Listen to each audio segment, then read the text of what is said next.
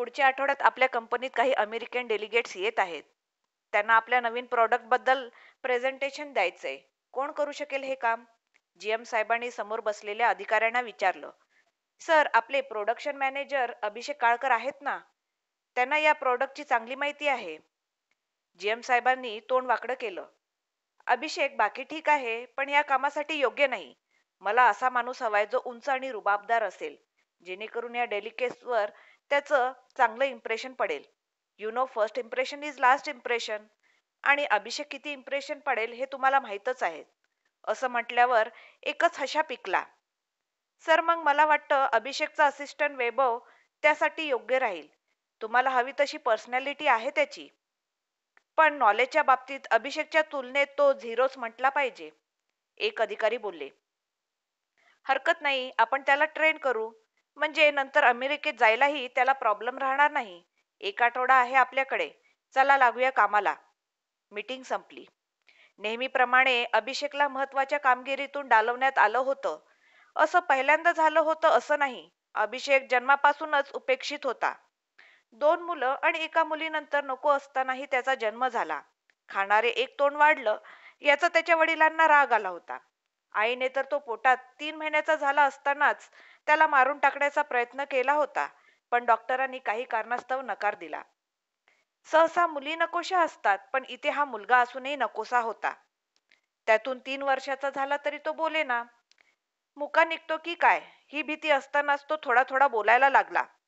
घरची गरिबी, त्यामुळे 3 मुलांच्या तुलनेत त्याचे कधी लाड झालेच नाही. उलट आई वडिलांचा तिरस्कारच त्याच्या नशिबी आला. त्याचं दुर्दैव असं की तो 7-8 वर्षाचा असताना कसल्या तरी रोगाने आजारी पडला. त्याला त्याला लोक लाजेस्तव वाचवण्यात त्याच्या बापाची सगळी पुंजी संपली. तो वाचला, पण त्याची शारीरिक वाढ खुंटली. घरात सगळेच उंच आणि देखणे असताना हा मात्र ठिंगूच राहिला. शाळेत सगळे त्याला बुट्टू बैगन म्हणून चिडवत. कबड्डी, खो खो, बॅडमिंटन या खेळात केवळ तो बुटका आहे म्हणून त्याची निवड व्हायची नाही. शारीरिक वाढ जरी कमी असली तरी तो अतिशय हुशार होता. वर्गात मात्र नेहमी तो दुसराच यायचा. पहिल्या नंबरची व्यक्ती बदलायची, पण हा 2 नंबरला कायम राहिला. इंजिनिअरिंग कॉलेजमध्ये तो आला तेव्हा सगळ्यात लहान दिसायचा. त्याची 5 फूट 2 इंच उंची, किरकोळ देहयष्टी, साधारण चेहरा पाहिला की कुणालाही तो कॉलेज स्टुडंट वाटायचाच नाही. तो हसला की रडल्यासारखा दिसायचा आणि रडला की हसल्यासारखा दिसायचा. कुणी त्याला विदूषक म्हणायचं, कोणी उंदीर तर कोणी ठिंगुजी. परीक्षेचे निकाल लागू लागले आणि त्याचा शाळेप्रमाणेच इथेही दुसरा नंबर येऊ लागला. मग त्याला नंबर 2 हे नावच पडलं. त्याला पाहिलं की अचरट मुलं नंबर 2 वरून घाणेरडे विनोद करायची. तो सगळं ऐकायचा आणि दुर्लक्ष करायचा.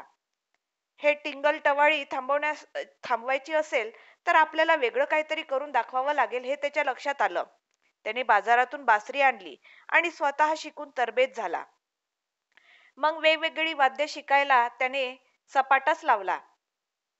कॉलेजच्या इलेक्ट्रिकल ब्रँचच्या क्रिकेट टीममध्ये त्याला कोणी घेईना. हातापाया पडून तो कसाबसा सामील झाला. बॅटिंगला सगळ्यात शेवटी त्याला पाठवण्यात आलं.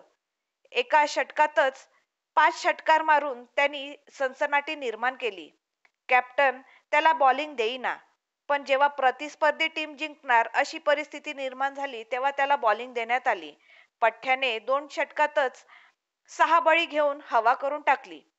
सुट्ट्यांमध्ये काही जणांचा ग्रुप हिमालयात ट्रेकिंगला गेला. त्यांच्याबरोबर हाही नको म्हणत असताना गेला. तिथे सर्वांना हा काही अवघड ट्रेकिंग पूर्ण करू शकणार नाही असं वाटत असताना हा प्रत्येक दिवशी सर्वांच्या अगोदर कॅम्पवर पोहोचू लागला. रॉक क्लाइम्बिंग, रॅपलिंग तो लीलया करायचा. कॉलेजच्या गॅदरिंगमध्ये नाटक होणार असलं की नाटकात रोल मागायचा, पण त्याचं व्यक्तिमत्व बघूनच दिग्दर्शक नाही म्हणायचे. मग हा बासरी वादनाचा कार्यक्रम करायचा. हे ऐकून खरे संगीतप्रेमी टाळ्या तर वाजवायचे. उरलेले श्रोते त्याच्यावर घाणेरडे फिश पॉन्ड टाकण्यात धन्यता मानायचे. तो खऱ्या अर्थाने अष्टपैलू होता, पण दुर्दैवाने त्याचे अष्टपैलुत्व त्याच्या व्यक्तिमत्वाने झाकून टाकलं होतं. कॉलेजमध्ये अनेक सुंदर सुंदर मुली होत्या. एखादी तरी मुलगी आपल्या अष्टपैलुत्वावर, आपल्या गुणांवर भारून आपल्यावर प्रेम करेल अशी त्याला आशा वाटायची. स्त्री पुरुषाच्या रूपावर नाही तर त्याच्या पराक्रमावर भाळते. असं कुठंतरी त्याने वाचलं होतं. म्हणून त्याच्यापेक्षा बुटक्या मुलीकडून तरी प्रतिसाद मिळेल असं त्याला वाटायचं. पण व्हायचं उलटच. त्या बुटक्या मुली त्याच्यापेक्षा कितीतरी उंच असणाऱ्या मुलांसोबत प्रेम प्रकरण करायच्या, पण त्याच्याकडे ढुंकूनही पाहत नसत. कॉलेजमध्ये याला मित्र नव्हते. हाच कुणाकुणाबरोबर मैत्री करण्याचा प्रयत्न करायचा, पण बहुतेक वेळी त्याच्या पदरी निराशाच यायची. कोणाच्याही मदतीला धावून जायची त्याला सवय होती, पण त्याच्या मदतीला मात्र कोणीच यायचं नाही. कॉलेज संपलं. हा परत 2 नंबरने पास झाला. कौतुक करायचं सोडून अख्खं कॉलेज खदाखदा हसलं. कॉलेज सुटलं. आता नोकरीसाठी प्रयत्न सुरू झाले. इंटरव्ह्यूलाही तोच प्रकार घडू लागला. त्याची शैक्षणिक कारकिर्दी पाहून इंटरव्ह्यू घेणारे प्रभावित व्हायचे, पण त्याला प्रत्यक्ष पाहून तोंड वाकडं करायचे. जुजबी प्रश्न विचारून त्याची हकलपट्टी होऊ लागली. 1 वर्ष झालं तरी तो बेकारच होता. भाऊ त्याला वाटेल ते बोलू लागले. वहिनी टोमणे मारायच्या. आईने तर त्याला जीव नकोसा करून टाकला होता. सकाळी उठल्यापासून ते रात्री झोपेपर्यंत क्षणाक्षणाला ती त्याला टाकून बोलायची. आईचं असं वागणं पाहून तो दुखी व्हायचा. कधी कधी ती आपली खरी आई नसावी अशी शंकाही त्याला वाटून जायची. खरं तर आपल्या सर्व शिक्षण त्याने स्वतःच्या स्कॉलरशिपवर केलं होतं. भावांना कधीही त्याने खर्चात पाडलं नव्हतं. घरीही तो सगळी कामं करायचा. त्याला उत्तम स्वयंपाक येत होता. आई आणि वहिनीपेक्षा चांगले पदार्थ तो करायचा. इतकं असूनही त्याच्या पदोपदी अपमान केला जायचा. एक दिवस मात्र त्याचे नशीब पलटलं. एका कंपनीत इंटरव्ह्यू मध्ये ह्याने इतकी छान उत्तरे दिली की कंपनीचा मालक खुश झाला. बाकीच्यांनी त्याच्या व्यक्तिमत्वावर बोट उचललं, पण मालकाला हुशार माणसाची पारख होती. त्यांनी सगळ्यांचा विरोध डावलून याची निवड केली. मग मागे वळून पाहिलं नाही त्याने. आपल्या हुशारीने आणि मेहनतीने त्यांनी त्या कंपनीला प्रगतीपथावर नेऊन सोडलं. हे करत असतानाच त्याला शेअर मार्केटचा रस्ता सापडला. त्याने त्याचा सूक्ष्म अभ्यास केला आणि पैसे गुंतवायला सुरुवात केली. 2 वर्षात लाखो रुपये त्याच्या हातात खेळू लागले. मग त्याने मोक्याची जागा बघून तिथे अपार्टमेंट बांधायला घेतलं. थोड्याच अवधीत तो लखपतीचा करोडपती झाला. मग त्याने एक प्लॉट घेऊन एक शानदार बंगला बांधला. अर्ध आयुष्य उलटून गेलं तरी स्वतःचं घर न घेऊ शकलेल्या भावांना त्याचा मत्सर वाटू लागला. 1 BHKच्या वडिलोपार्जित घरातून एवढ्या मोठ्या फॅमिलीने आपल्या मोठ्या बंगल्यात राहायला यावं, यासाठी त्यांनी भावाची आणि बहिणींची विनवणी केली. पण कुणीही यायला तयार नव्हतं. मोठ्या घरात आम्हाला करमत नाही, आमचा श्वास कोंडतो, आम्हाला आमच्या वडिलांचे घर सोडायचे नाही, असं त्यांचं म्हणणं होतं. शेवटी आईला त्यांनी कसंबसं तयार केलं. आता तो 27 वर्षाचा झाला होता. कुणीतरी आपल्या लग्नाचं बघावं असं त्याला वाटू लागलं. शेवटी तोही एक पुरुष होता. एका चांगल्या मुलीशी लग्न करून संसार थाटावा असं त्याला वाटणं साहजिकच होतं. पण त्याचे भाऊ आणि जवळचे नातेवाईक या बाबतीत दुर्लक्ष करत होते. कदाचित त्याचं रूप पाहून कोणतीही मुलगी त्याला पसंत करणार नाही असं त्यांना वाटावं. नाही म्हणायला 4-5 स्थळं त्याला विवाह संस्थेकडून आली होती. पण त्या मुली इतक्या वाईट होत्या की त्यांना अभिषेक हो म्हणणं शक्यच नव्हतं. एक दिवस त्याच्या मोठ्या बहिणीने तिच्या दूरच्या नात्यातील बहिणीचं स्थळ आणलं. फोटोवरून तर ती मुलगी बरी वाटत होती. तिचं एक जुडलेलं लग्न साखरपुड्या झाल्यानंतर मोडलं होतं. अभिषेकला तिच्याबद्दल सहानुभूती वाटली. बघण्याचा कार्यक्रम झाला. अभिषेकने तिला छंदाबद्दल विचारलं, पण टीव्ही पाहण्याव्यतिरिक्त तिला कोणताही छंद नव्हता. अभिषेकच्या प्रश्नांना ती मन मोकळे उत्तरही देत नव्हती. ती लाजत होती असं नंतर सगळ्यांचं मत पडलं, पण अभिषेकला ते काही चांगलं लक्षण वाटलं नाही. सगळ्यांनीच दबाव आणल्यावर त्यांनी शेवटी होकार दिला. अखेरीस साखरपुडा झाला. साखरपुडा झाल्यानंतरच्या काही दिवसातच त्याला कामानिमित्त अहमदनगरला जावं लागलं. तिथे शाळेतला वर्गमित्र सुरेशशी योगायोगाने भेट झाली. सुरेश अहमदनगर जवळच्या एका गावात अनाथ आश्रम चालवत होता.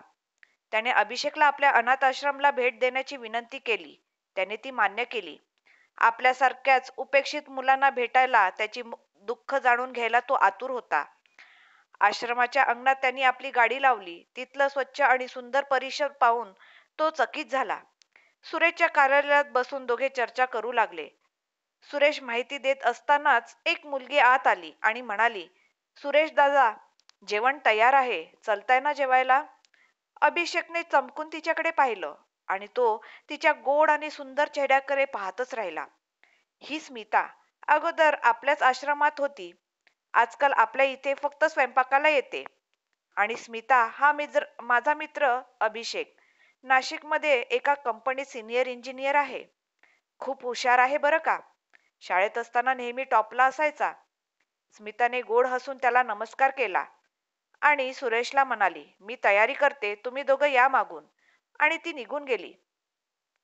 भारावलेल्या अवस्थेत तिच्या पाठमोरी आकृतीकडे बघत अभिषेक सुरेशला म्हणाला, "इतकी सुंदर मुलगी तुझ्या आश्रमात कशी काय? तुला माहीत नसेल, माझे वडीलही अनाथच होते. त्यांना एका श्रीमंत माणसाने माझ्या आजोबांनी दत्तक घेतलं होतं. वडिलांनी त्यांचे जसे हाल झाले तसे इतर अनाथ मुलांचे होऊ नये म्हणून हा आश्रम सुरू केला. एक दिवस रस्त्याने जाताना बाबांना ही मुलगी झाडाखाली ठेवलेली सापडली. त्यांनी तिला घरी आणलं, तिला वाढवलं.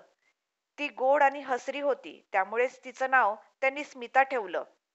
काही वर्षांनी ती सुद्धा अनाथ आश्रमातील या मुलांमध्ये सामील झाली.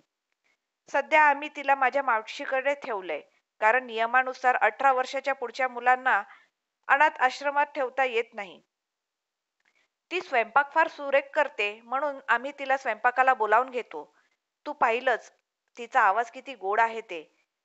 ती गातेही फार सुरेख. तिला हार्मोनियम छान वाजवता येतं. इतक्या सुंदर मुलीला बेवारस सोडून देणारी तिची आई किती कठोर म्हणावी." अभिषेक दुःखाने म्हणाला. "हो ना, नक्कीच ते एखाद्या उच्चभ्रू सौंदर्यवतीचं पाप असावं. पण त्यात या बिचाऱ्या मुलीचा काय दोष? सध्या अरे आम्ही तिच्या लग्नाचं बघतोय, पण निव्वळ अनाथ आहे म्हणून तिचं लग्न होत नाहीये. त्यातून ती सुंदर आणि गुणी असल्यामुळे कुठल्याही ऐऱ्यागेऱ्या मुलाच्या हाती आम्हाला तिला सोपवायचं नाहीये. तुझ्या पाहण्यात एखादा मुलगा असेल तर सांग, पण आम्ही हुंडाबिंडा काही देणार नाही." नंतर दोघे एका डायनिंग हॉलमध्ये पोचले. स्मिता तिथे बसलेल्या मुलांना वाढत होती. अभिषेक आणि सुरेश बसून जेवू लागले. "काय कसं वाटलं जेवण?" सुरेशने विचारलं. "खरोखरच अप्रतिम. एवढ्या 150 मुलांचे जेवण एकटी स्मिता बनवते. बाकीचे तिला मदत करतात, पण मुख्य चव तिच्या हाताचीच." तेवढ्या स्मिता तेथे आली. हसऱ्या चेहऱ्याने भाजी वाढून गेली. अनाथ आश्रमाला 1,00,000 रुपयाच्या देणगीचा चेक देऊन आणि सगळ्यांचा निरोप घेऊन अभिषेक तिथून निघाला. पण स्मिताचा चेहरा काही त्याच्या मनातून जाईना. आपण थोडंसं थांबलो असतो तर त्या थंड मुलीऐवजी हिच्याशीच लग्न केलं असतं, असा विचार त्याच्या मनात तरळून गेला. पण मग त्याच्या लक्षात आलं की इतक्या सुंदर मुलीसाठी एखादा राजबिंडा मुलगाच हवा. आपण तिच्यासाठी योग्य नाही. शिवाय अशा अनाथ मुलीशी त्याच्या आईने आणि भावांनी लग्न सुद्धा करू दिलं नसतं. मात्र मनाला समजावूनही ती काही त्याच्या मनातून गेली नाही. शेवटी एकदाच त्याचं लग्न झालं. लग्नाचा सर्व खर्च अभिषेकच्या वहिनीने मुलीचे वडील गरीब आहेत असं सांगून अभिषेकलाच करायला लावला. लग्नातही त्याची बायको पल्लवी आनंदी चेहऱ्याने वावरत नव्हती. आपण तिला आवडलेले नाही आहोत हे अभिषेकच्या लक्षात आलं होतं. तिचा मूड पाहून त्याने मॉरिशसचा हनीमूनचा बेत रद्द करून नैनितालचा ठरवला. रेल्वेने ते निघाले. पल्लवी खिडकीजवळ जाऊन बसली. वारंवार विचारूनही ती रिस्पॉन्स देत नाहीये हे पाहिल्यावर अभिषेकने पुस्तक काढलं आणि ते वाचत बसला. नैनितालच्या हॉटेलवर पोहोचून फ्रेश झाल्यावर ती पलंगावर जाऊन बसली. अभिषेकही तिच्या जवळ जाऊन बसला आणि तिचा हात त्यांनी हातात घेतला. त्याचबरोबर तिने तो झटक्याने सोडून घेतला. "मला हात लावू नका," ती रागाने फुत्कारली. अभिषेकला तर धक्काच बसला. "का? आपण इथे कशा करता आलोय? मला तुम्ही आवडत नाही." "काय? अगं मग लग्न का केलंस माझ्याशी?" "आई वडील आणि तुमच्या त्या वहिनीने जबरदस्ती केल्यामुळे." "पण ती तर तुझ्या दूरच्या नातातली बहीण आहे ना. ती का बळजबरी करेल तुझ्यावर?" "बहीण नका म्हणू तिला, वैरीण आहे ती माझी. अशा नरकात ढकलून दिले तिने मला." "नरक? हा जर नरक आहे तर स्वर्ग कशाला म्हणतात? तुझ्या माहेरच्या त्या 2 रूमच्या घाणेरड्या वस्तीतील घाणेरड्या घराला? जर तुला माझ्याशी लग्न करायचं नव्हतं तर एवढा लाखोंचा खर्च आम्हाला कशाला करायला लावला? अगोदरच नाही सांगायचं. कमीत कमी मला फोन तर करायचास. मी तेव्हाच मोडून टाकलं असतं लग्न." अभिषेक स्वतःवर संयम ठेवत म्हणाला. ती काही बोलली नाही. आणि मी तुला का आवडत नाही ते तरी कळू दे. जरा वेळाने त्यांनी विचारलं. चेहरा बघताना रोज आरशात तरी समजलं नाही? तू कोणती अप्सरा आहेस ग? तोंडावरची माशी सुद्धा उडत नाही तुझ्या. माझ्यात तरी बऱ्याच कला आहेत. हे सगळं ऐश्वर ज्याच्याकडे पाहून तुझ्या आई वडिलांनी लग्न लावून दिलंय ना, ते मी माझ्या मेहनतीने कमवलंय. वडिलांचा किंवा भावाचा त्यात जराही वाटा नाही. तुझ्यात काय आहे ग? साधी 12वी सुद्धा पास होता आलं नाही तुला. माझ्यातले दोष काढू नका. मी एकदा सांगितलं ना तुम्हाला, मला तुम्ही आवडत नाही, बास. मला तुम्ही हात लावायचा नाही, नाहीतर मी तमाशा करेल. आणि ती रडू लागली. तिच्या त्या पावित्र्याने अभिषेक सुन्न झाला. संतापाने त्याचे ओठ थरथरायला लागले. कपाळावरची नस तडतडू लागली. अशा नीच मुलीचं काय करावं हेच त्याला समजेनासं झालं. पण मग आता 4 दिवस करायचं तरी काय? मोठ्या मुश्किलीने मनावर ताबा ठेवत त्याने विचारलं. मी तर फक्त खाणार आणि झोपणार आहे. अशा थंडीत कुठेही फिरायला येणार नाहीये. तुम्ही काय करायचं हा तुमचा प्रश्न आहे. त्याने कपाळावर हात मारून घेतला. काय काय अपेक्षा घेऊन तो आला होता. आजपर्यंतचं त्याचं आयुष्य लोकांकडून होणाऱ्या उपेक्षेतच गेलं होतं. कमीत कमी बायकोने तरी आपल्यावर प्रेम करावं अशी त्याची साधी अपेक्षा होती. ते प्रेम मिळावं म्हणून त्याने त्यापेक्षा कमी शिकलेल्या रसिक आणि गरीब घरातल्या मुलीशी लग्न करून स्वतःच्या मनाची तडजोड केली होती. आणि ही तडजोड करूनही त्याच्या पदरी पडले होती फक्त एक उपेक्षा. निराशेच्या सागरात बुडून तो गेला होता. नैनिताल त्याचं आवडतं ठिकाण. तो मागेही एकदा इथे ट्रेकिंगला येऊन गेला होता. नैनी झीलच्या किनाऱ्यावर बायकोचा हात हातात घेऊन बसून राहायचं त्याचं स्वप्न होतं. आज ते भंगलं होतं. 2 दिवस तो एकटाच नैनितालमध्ये फिरत होता. हिमालयातील ते सुंदर ठिकाण बघण्याचं सोडून त्याची बायको दिवसभर रूममध्ये टीव्ही बघत बसायची. जेवण सुद्धा ती रूममध्येच मागवायची.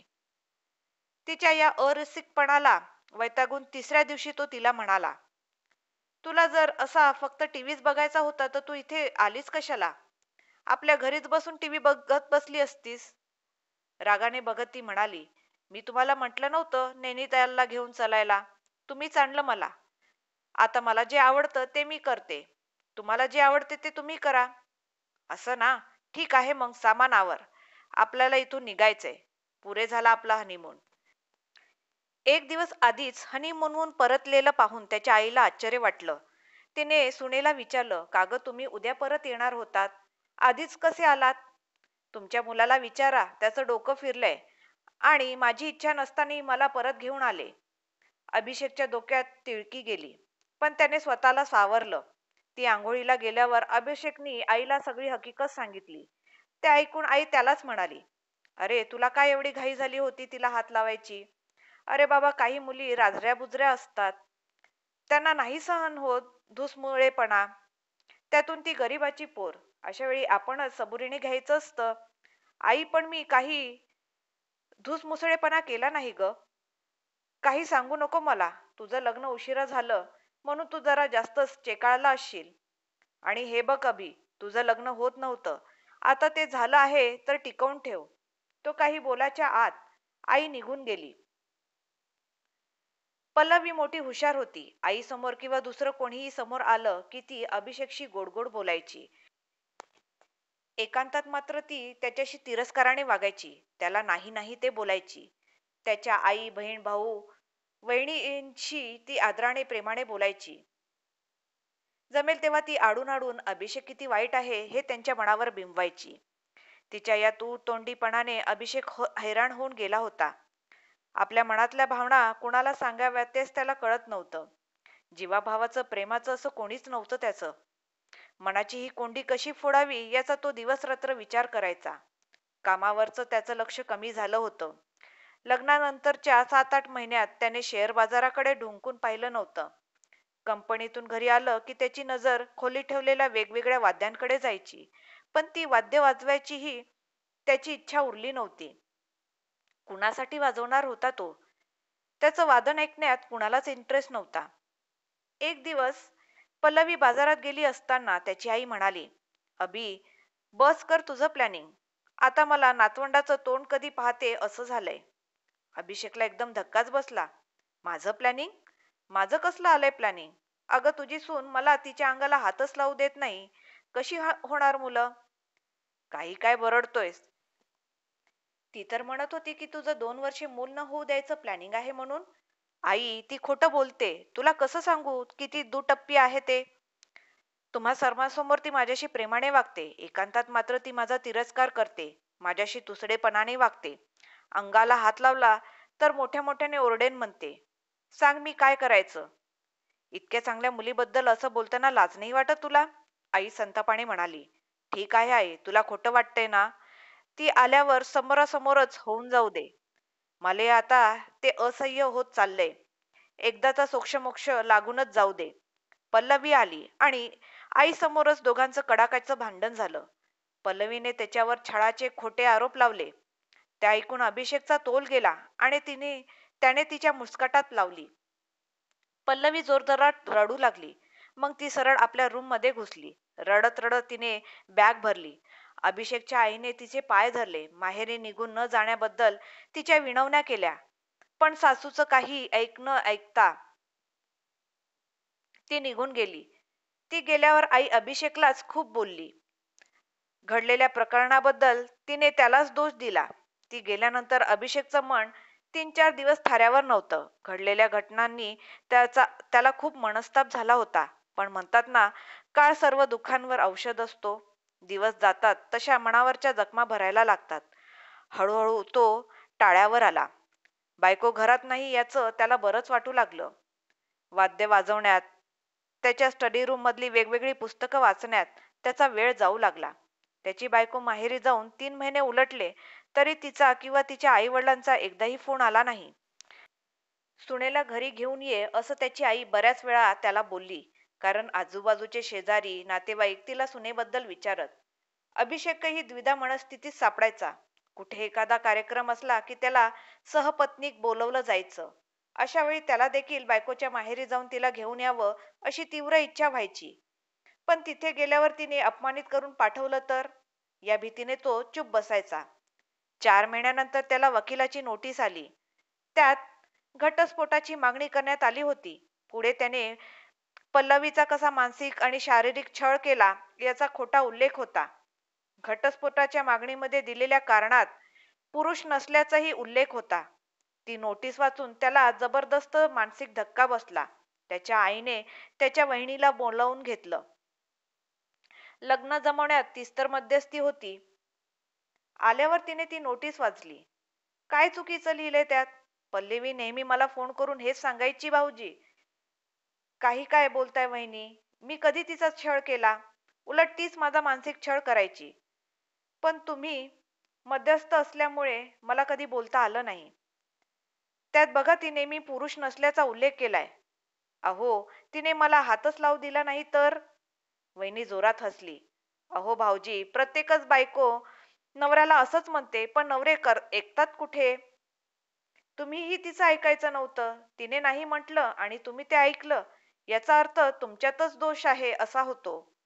अभिषेकने तिला हात जोडले आणि म्हणाला, सगळेच पुरुष रानटी नसतात वहिनी. काही माझ्यासारखे बायकोच्या भावनांचा विचार करणारे असतात. ते जाऊ द्या. तुम्ही ताबडतोब तिच्याकडे जा. तिचा राग काढून तिच्या हातापाया पडून तिला घरी घेऊन या. या कोर्ट कचेऱ्या सुरू झाल्या ना तर फार महागात पडेल तुम्हाला. अभिषेक हो म्हणाला, पण सासरी न जाता सरळ वकिलाकडे गेला. सुदैवाने वकील हुशार आणि इमानदार होता. त्याने अभिषेकला योग्य सल्ले दिले. केस कोर्टात उभी राहिली. पल्लवी त्याच्यावरचा एकही आरोप सिद्ध करू शकली नाही. अभिषेकने डॉक्टरचं सर्टिफिकेटच सादर केल्यामुळे तो पुरुष नसल्याचा आरोप खोटा ठरला. निकाल लागला. घटस्फोट मंजूर झाला. अभिषेक बायकोला नांदवायला तयार होता, पण त्याच्या बायकोची नांदायची इच्छा नसल्याने फार कमी पोटगीवर तिला समाधान मानावं लागलं. घटस्फोट झाल्यावर अभिषेकला एकीकडे हायसं तर वाटलं होतं, पण एकीकडे आपल्या भावनांशी खेळल्याबद्दल बायकोचा संताप येत होता. आयुष्याची महत्वाची आणि गुलाबी स्वप्नांची 2 वर्षे वाया गेली होती. स्त्री जातीवरचा त्याचा राग या प्रकरणामुळे जास्तच वाढला होता. कोर्टाने जरी त्याच्या बाजूने निकाल दिला असला तरी त्याची आई, बहीण, भाऊ, वहिनी या सर्वांनी त्यालाच दोषी ठरवलं. बायकोला ताब्यात ठेवण्यात त्याला अपयश आलं असं त्यांचं म्हणणं होतं. या प्रकरणामुळे त्याची आई त्याला आधार द्यायचं सोडून आपल्या मोठ्या मुलाकडे निघून गेली. अभिषेक परत एकदा एकटा पडला. येणाऱ्या बायकोसाठी हौशेने बांधलेला एवढा मोठा घर भकास होऊन गेलं. ऑफिसमधून परतल्यावर त्या घरात थांबण्याची त्याची इच्छा होत नसायची. अशा स्थितीत माणसं व्यसनामध्ये स्वतःला गुरफटून घेतात किंवा वाईट मार्गाला लागतात. अभिषेकने स्वतःवर खूप कंट्रोल केलं. व्यसनाऐवजी त्याने स्वतःला संगीतात बुडवून घेतलं. एका म्युझिक ग्रुपमध्ये सहभागी होऊन तो त्यांच्यासोबत जमेल तेव्हा कार्यक्रमासाठी जाऊ लागला. हे एकच क्षेत्र होतं जिथे त्याचं व्यक्तिमत्व प्रगतीच्या आड येत नव्हतं. इथे त्याची उपेक्षा करणारे कोणी नव्हतं. उलट सगळीकडे त्याच्या वाजवण्याची प्रशंसा व्हायची. एक दिवस संध्याकाळी त्याला सुरेशचा फोन आला. काय अभिषेक, कसं चाललंय? ठीक आहे, सध्या मी एकटाच असतो. माझा घटस्फोट झालाय, तुला माहित पडलं की नाही?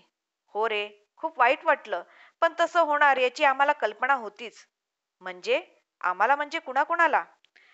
अभिषेकने आश्चर्याने विचारलं. अरे, तुझ्या बायकोच्या गावातच माझे मामा राहतात. एका गल्लीतच त्यांची घरं आहेत. तुझ्या लग्नाला मी जेव्हा आलो होतो ना, तेव्हा मामा सुद्धा हजर होते. आम्हाला दोघांना एकमेकांना पाहून आश्चर्य वाटलं. मी तुझा मित्र आहे हे पाहून त्यांचा चेहरा पडला. मी चौकस होऊन विचारल्यावर त्यांनी मला सांगितलं की तुझ्या बायकोचं गल्लीतच राहणाऱ्या एका युपीकडच्या तरुणाबरोबर प्रेम प्रकरण होतं. पण तो नोकरी धंदा काहीच करत नसल्याने, शिवाय जातीचाही नसल्याने तिच्या आई वडील नकार देत होते. तिने एकदा आत्महत्येचा प्रयत्न केल्याने सगळ्या गावाला हे प्रकरण माहिती पडलं. अजून जास्त बदनामी होऊ नये म्हणून तिच्या आई वडिलांनी तिच्यावर जबरदस्ती आणून तुझ्याशी लग्न उरकवून टाकलं. जर ती मुलगी प्रियकराला विसरली नाही तर अशी लग्न सहसा यशस्वी होत नाही, हे माहीत असल्यामुळे आम्हाला ती शंका आली होती. तुझा घटस्फोट झाल्याचं मला मामानेच सांगितलं. घटस्फोटानंतर तुझी बायको त्या तरुणाबरोबर पळून गेली आहे. बापरे, हे इतकं भयंकर प्रकरण होतं याची मला कल्पनाच नव्हती. माझी वहिनी यात मध्यस्थ होती. तिनेही एका शब्दाने मला याबाबत सांगितलं नाही. तू तुझ्या वहिनीला याचा जाब जरूर विचार. तुला फसवलं गेलंय अभिषेक. ती कहाणी ऐकून अभिषेक सुन्न होऊन गेला. बरं, पुढच्या महिन्यात आमच्या अनाथाश्रमात एक कार्यक्रम आहे. त्याची पत्रिका तुला येईलच. पण या कार्यक्रमाला काही आर्थिक मदत करता आली तर बघ, सुरेश म्हणाला. जरूर करेन सुरेश. तू फार महत्वाची बातमी दिली आहेस मला. अचानक काहीतरी आठवत अभिषेक सुरेशला म्हणाला, तुझ्या आश्रमात ती स्मिता नावाची मुलगी आहे. तिचं लग्न झालं का रे? नाही रे, तीच एक मोठी काळजी आहे. मध्यंतरी तिला 4-5 स्थळं सांगून आली होती, पण कुणी अपंग, कुणी अनाथ आणि सर्वांची आर्थिक स्थिती बेताचीच. आम्हाला वेल सेटल मुलगा हवा होता म्हणून आम्ही नकार दिला. काहीतरी प्रेरणेने अभिषेक त्याला म्हणाला, तुला राग येणार नसेल तर मी एक सुचवू का? मी तयार आहे तिच्याशी लग्न करायला. अर्थात तुला आणि तिला मान्य असेल तरच. मला मान्य आहे मी तिच्या लायकीचा नाहीये. ती इतकी सुंदर आणि मी असा, त्यातून असा घटस्फोटीत. मी सहजच विचारतोय. नाही आवडलं तर बिंदास नाही सांग. मला अजिबात वाईट वाईट नाही वाटणार. फोनवर शांतता पसरली. अभिषेकला ती शांतता जीवघेणी वाटू लागली. सुरेश, ऐकतोस ना? न राहून शेवटी त्यानेच विचारलं. अभिषेक, मला खूप विचार करावा लागेल. स्मिता माझ्या लहान बहिणीसारखीच आहे. तिच्या भल्यासाठी मला असा घाईघाईने निर्णय नाही घेता येणार. Take your own time Suresh. मला घाई नाही आणि तिचाही निर्णय घे. तिला नाही आवडलं तर सरळ नाही सांग. ओके, कळवतो तुला. का कुणास ठाऊक अभिषेकला एकदम हुरूप वाटू लागला. स्मिता त्याला नकार देणार नाही अशी वेडी आशा त्याला वाटू लागली. नंतर त्यांनी वहिनीला फोन लावला. आपली फसवणूक का केली याचा जाब विचारायला. वहिनीने फसवणूक केल्याचा ठामपणे इन्कार केला. उलट म्हणाली, अहो भाऊजी, तिचं प्रेम होतं हे आम्हाला माहीत होतं. पण ते खरं प्रेम थोडीच होतं, ते फक्त आकर्षण होतं.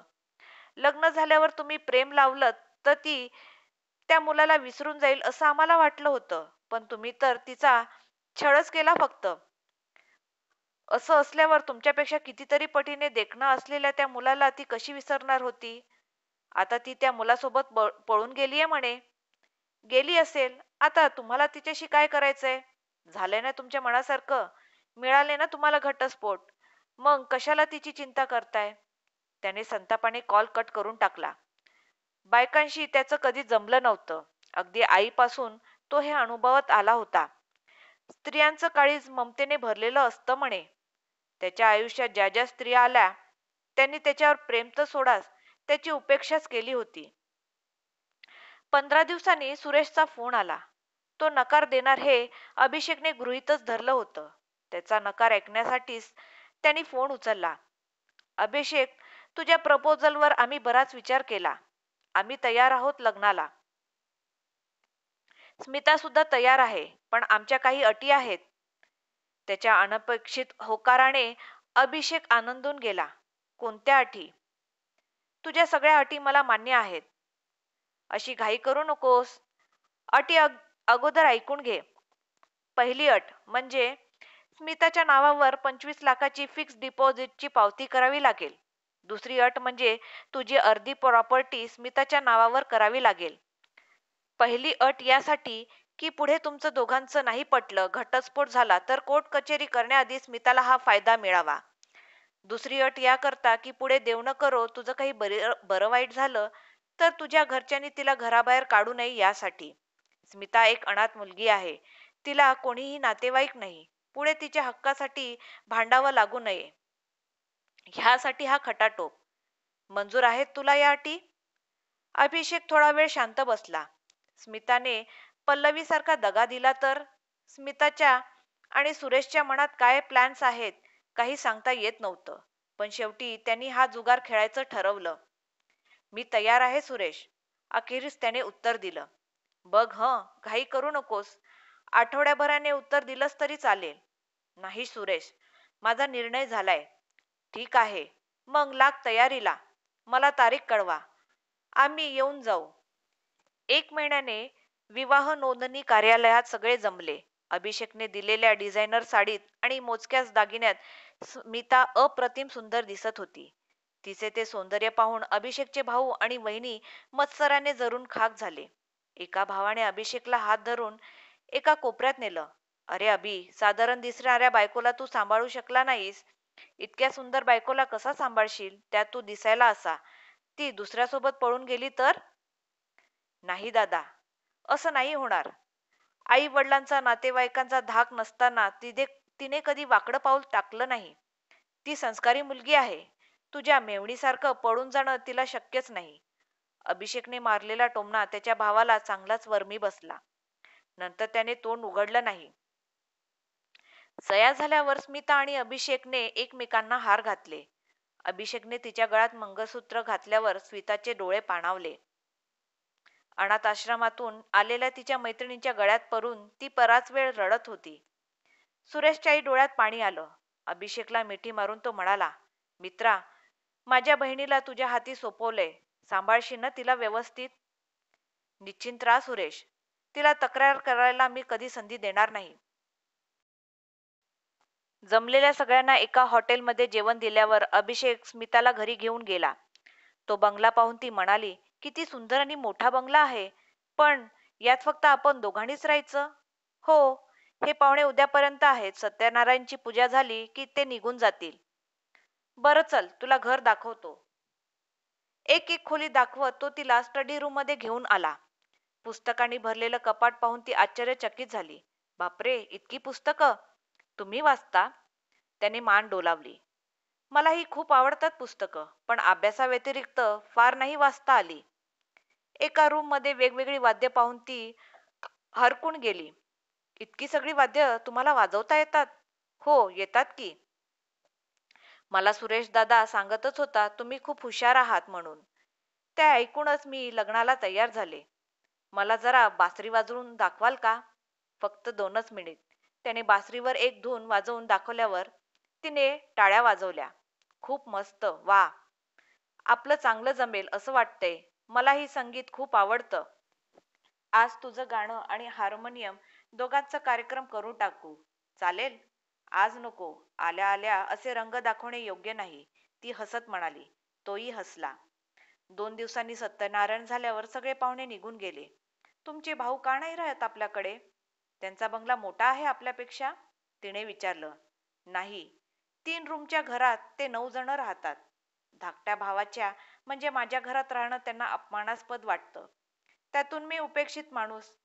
मी माझ्या आयुष्यात काही करू शकेन असं त्यांना स्वप्नात देखील वाटलं नव्हतं. मी असा हा त्यांच्या शेकडो मैल पुढे आलेला त्यांना रुचलं नाही, म्हणून ते माझ्याकडे राहत नाही. बापरे, नात्यात इतकी गुंतागुंत असते? मला वाटलं सगळी नाती प्रेमळच असतात. मी माझ्या परीने त्यांना समजावून सांगायचा प्रयत्न करेन. माझ्यासारख्या अनाथ मुलीला प्रत्येक नातं महत्वाचं वाटतं हो. खरंय, हळूहळू सगळं कळेलच तुला. बरं, उद्या तयारी कर. परवा आपल्याला मॉरिशियसला जायचंय. अभिषेक हसत म्हणाला. मॉरिशियस? तिने आश्चर्याने तोंडावर हात ठेवला.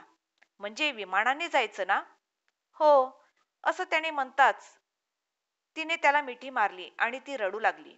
अगं रडतेस का? विमान प्रवास आवडत नाही का तुला? अभि, मी अजून साधी रेल्वे सुद्धा पाहिली नाहीये. मी आमचा नगर जिल्हा सुद्धा पाहिला नाहीये अजून.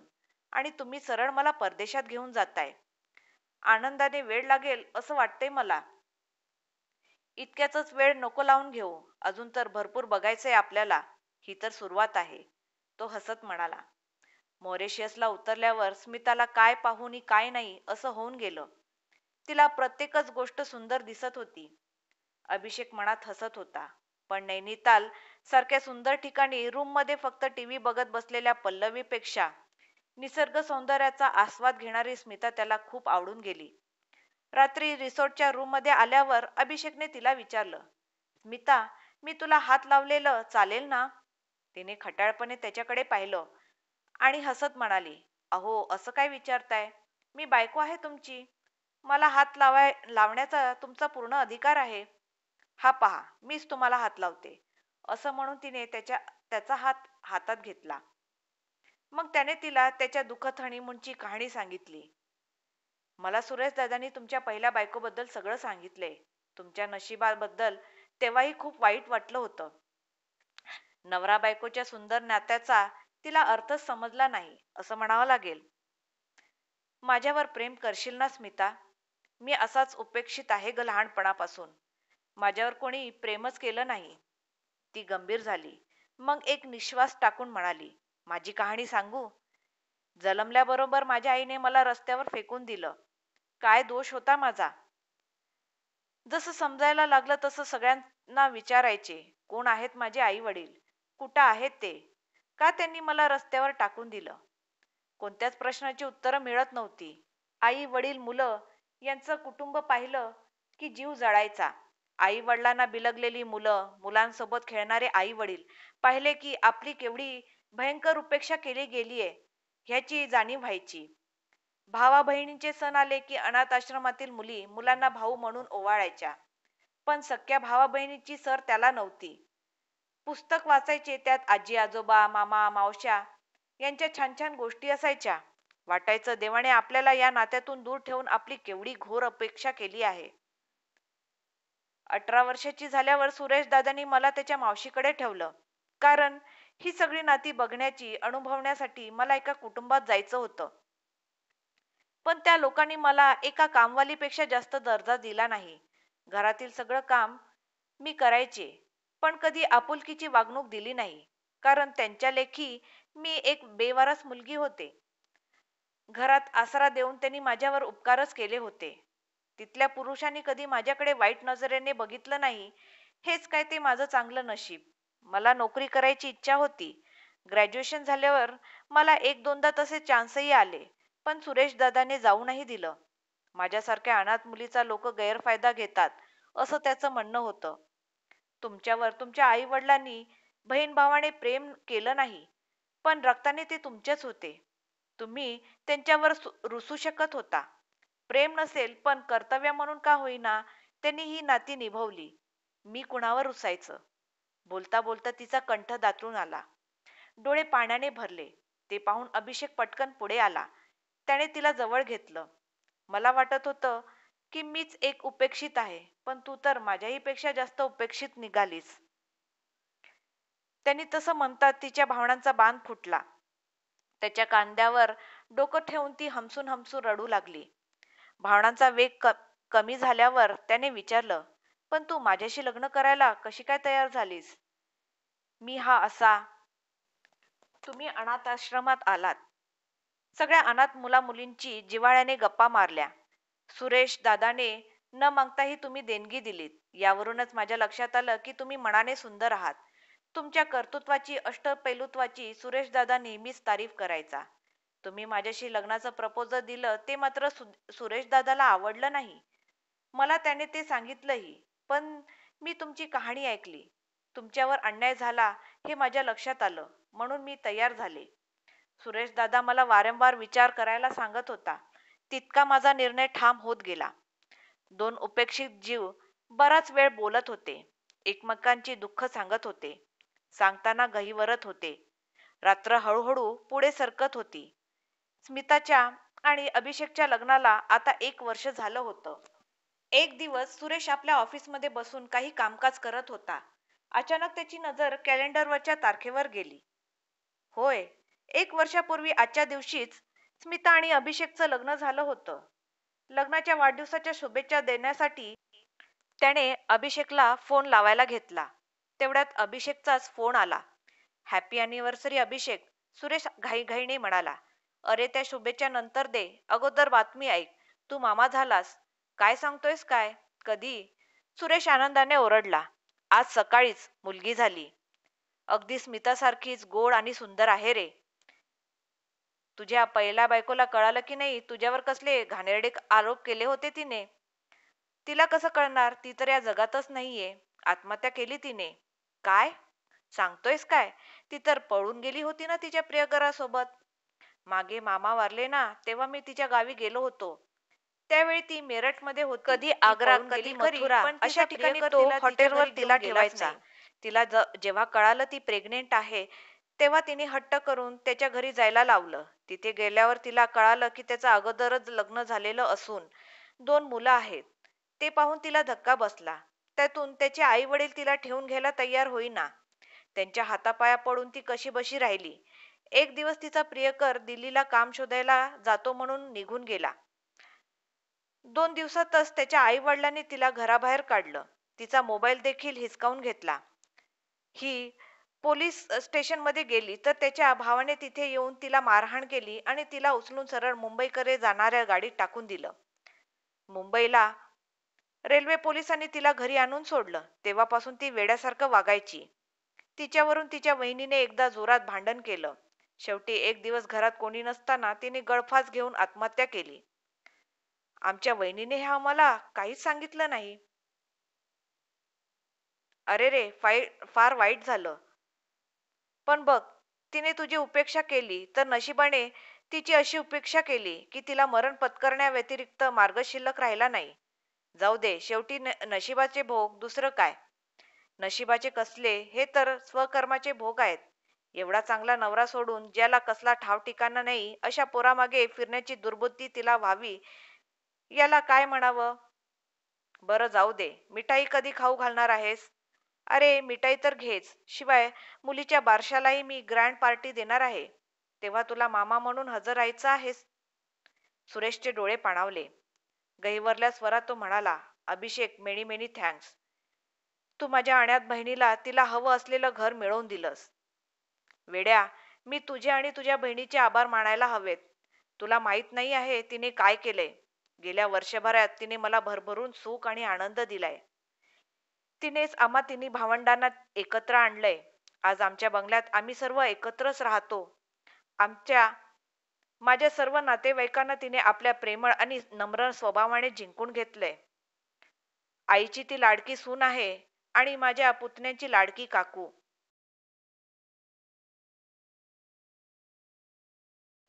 बरोबर, नात्याचे महत्त्व एका अनाथ मुलीलाच कळणार. सगळ्यात महत्त्वाचा बदल तिने माझ्यात घडवलाय. माझ्यात जो दिसण्याबद्दलचा, उंचीबद्दलचा न्यूनगंड होता तो तिने घालवलाय. आत्मविश्वासाने मला भरून टाकले तिने. आजपर्यंत मी स्त्रियांचा तिरस्कारच केला. ती माझ्या जीवनात आली आणि स्त्रियांसारखं सुंदर प्रेमळ आयुष्य आरपार बदलून टाकणारं या जगात दुसरं काही नाही असं मला वाटू लागले. I am extremely happy Suresh. Thanks Abhishek. I am proud of you. सुरेशने समाधानाने फोन खाली ठेवला. डोळ्यातून वाहणारे आनंदाश्रू त्यांनी थांबवले नाही. तर मित्रांनो, कथा आवडली असेल तर आमच्या चॅनेलला लाईक, शेअर आणि सबस्क्राईब करायला विसरू नका. धन्यवाद.